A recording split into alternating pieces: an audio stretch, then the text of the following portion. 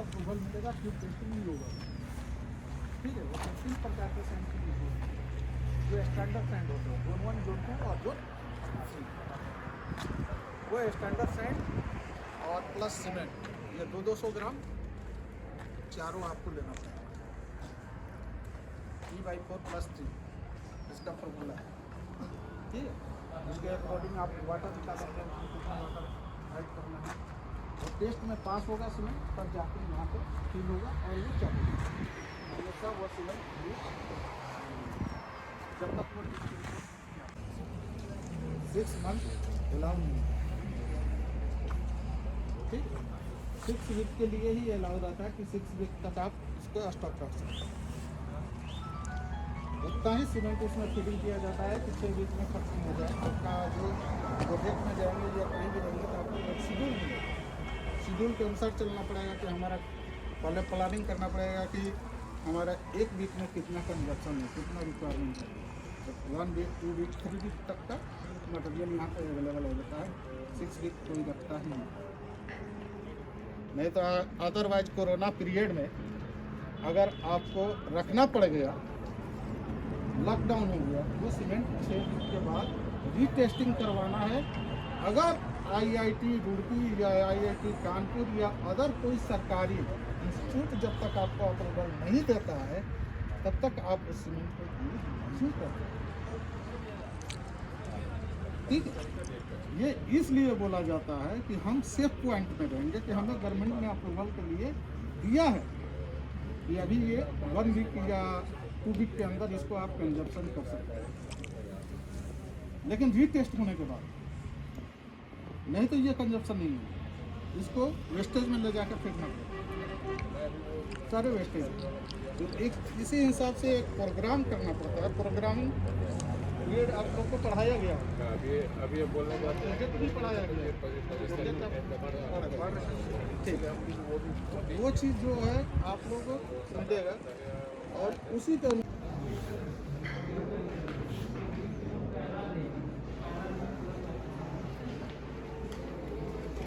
कि बल्कर देखिए वाला हम लोग दोनों प्रिपेयर करते हैं।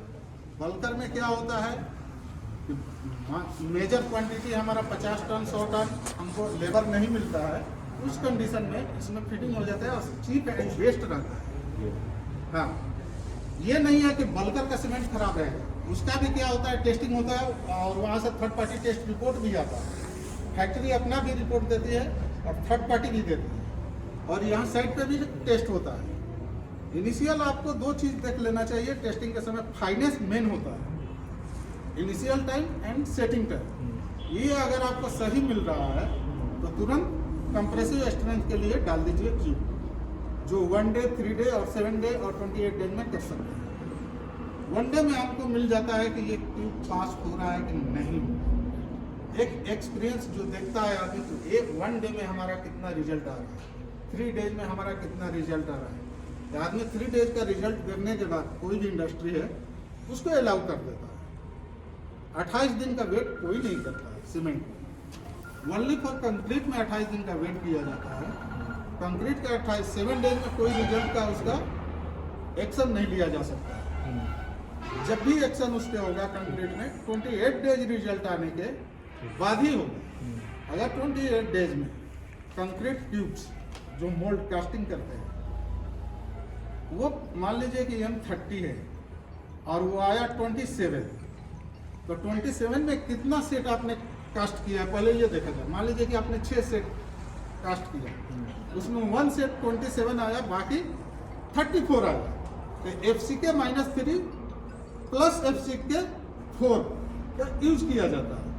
तो ये 27 है तो ये ऑलरेडी पास है। अगर वो अगला FCK +4 है 2, अगर नहीं है तो ऑलरेडी कंक्रीट में कहीं ना कहीं प्रॉब्लम है या कास्टिंग में कहीं ना कहीं प्रॉब्लम है, जिसके वजह से क्यूब्स फेल हुए हैं कंक्रीट का।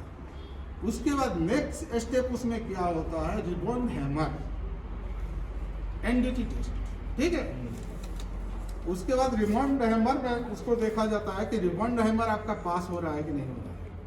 अगर रिबॉन्ड हैमर पास है तो आपको अल्ट्रासोनिक कराने की जरूरत नहीं है, UPV टेस्ट। नहीं तो रिमोट हैमर अगर फेल है तो कोई भी इंजीनियर को ये बात ध्यान रखना चाहिए कि डायरेक्ट वाले कोर टेस्ट न करा के फर्स्ट यूपीवी टेस्ट कराएं।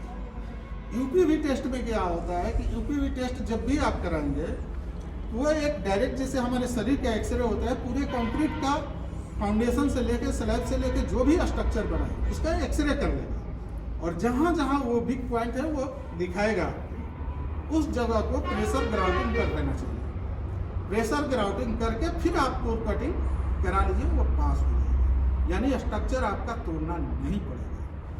अगर आप यूपीवी टेस्ट न करा के डायरेक्ट कोर टेस्टिंग में चले गए हैं तो कोर टेस्ट 85% रिजल्ट चाहिए, जो बहुत ही कम अचीव होता है।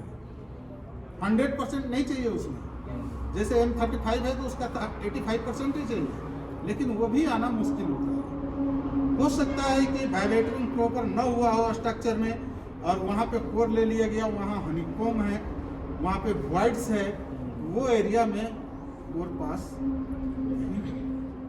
बहुत सारे रीजन होते हैं, तो इसको रिजल्व करने के लिए यूपीवी टेस्ट का होना बहुत जरूरी है।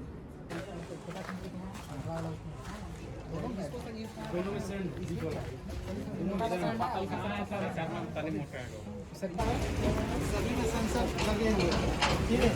ये उतना ही मटेरियल इसमें से गिरेगा जितना वहाँ फिटिंग ऊपर है, उससे कुछ भी ज़्यादा नहीं गिरेगा। और एग्रीगेट में ±3% का वेरिएशन रहता है, ठीक है।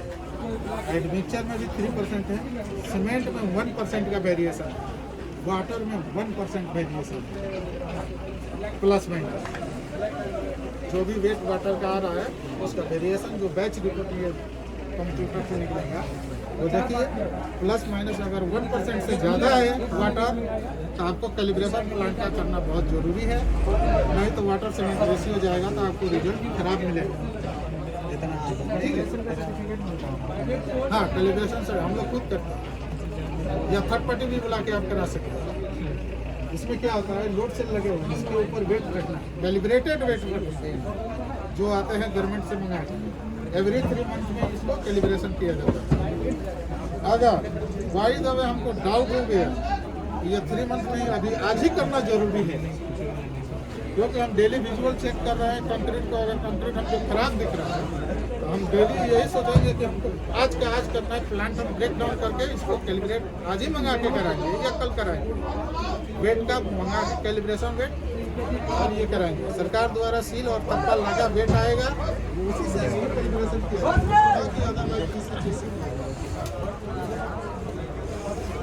ये हम ही नहीं, जितने प्लांट लगेंगे चाहे प्रोजेक्ट में लगे और चाहे आपका अदर पार्टी का RMC प्लांट, हर जगह यही हो प्रोसीजर। ठीक है, अगर आज ही डाउट हो गया तो इसको तुरंत करना है, कंक्रीट को बंद कर देना है, इसको कैलिब्रेट को फर्स्ट करना है, फर्स्ट प्रायोरिटी में ये है।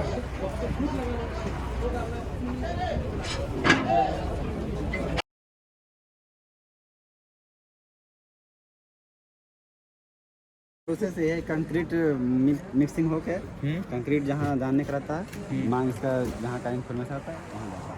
ठीक है, तो यहाँ पे प्रोसेस क्या क्या होता प्रोसेस है, इसमें एग्रीगेट है, नीचे से एग्रीगेट हाफ एम्पू का बैच है, वो हाफ एम्पू लेके वो एग्रीगेट से लेता है 10-20 सेंट, उसमें नीचे लोड ये से पाइप के थ्रू लेते हैं ना वहाँ नीचे हम बॉक्सर के बारे में बता रहे हैं। पहले वो नीचे देखे है ना, हाँ वो एग्रीगेट है जी जिसमें सैंड है, जी 20 mm है, 10 mm है, वहाँ लेट हो के वो लेके आता हाथ एम्पू का जो बैच होता है रेशियो या हाथ एम्पू का बैच लेके आया, इसमें डाला सीमेंट, इसमें सीमेंट है, पानी इसमें पानी जितना सेटिंग करना था, अभी कंक्रीट में रेशियो में क्या मिक्स किया में कौन सा पानी कितना पानी है, 7 लीटर का मैक्सिमम 7 लीटर रख, एक एम्पू रख, तो एक एम्पू का सेट किया जाता है। इसमें हर बैच हाफ एम्पू का है, हाफ एम्पू लेके जाता है। ठीक, मिक्सिंग होकर मिक्सिंग होने के बाद इसमें सेकेंड कितना सेकेंड मिक्सिंग करना है, 20 सेकेंड 18 सेकेंड, वो सेटिंग करने के बाद उसके बाद मिला के एग्रीगेट का कितना डिस्चार्जिंग टाइम रहेगा, एग्रीगेट का डिस्चार्जिंग टाइम रखे 15 सेकेंड से 20 सेकेंड वो भी रख सकते हो। उसके बाद डिस्चार्जिंग होकर TM में लोड होता है, TM में लोड होकर उसके बाद हाथ का एक बार में कंक्रीट फुल बन जाता है। एक एम्पू में 2 वैसे डालना पड़ेगा। ठीक है। और वो ये है सेल, उसका मतलब क्या खाली कंक्रीट सीमेंट है वो सीमेंट जो जैसे मेन वाली, ये देखिए ये जो है ना, अगर मान लिए वो है प्रेशर से डलाता है उसमें टैंक में, स्टॉकेज होता है, स्टॉक होकर उसमें फिर अगर लेबर नहीं है, रात में कंक्रीट चला तो उससे काम होता है। और अगर बाई चांस वो ख़राब हो गया, कुछ प्रॉब्लम उसमें हो गया, तो फिर मैनुअली से काम मैनुअली एक्स्ट्रा में रखा गया। तो मतलब जो आपका वो है शीट वाला है आपका, वहाँ से सीमेंट जो है आता है किस पाइप के थ्रू आता है? वो देखिए वो है नीचे वाला जो उधर से कनेक्शन किया है, जी, प्रेशर से इसमें टैंक में आएगा। तो वो दोनों से फिर यहाँ पे भरता है इसमें। हाँ, स्टॉकेज होगा। और मैनुअली उसमें मशीन लगा हुआ है, अंदर मशीन है, बड़ा मोटर है। अच्छा। एक बोलोवर का है, एक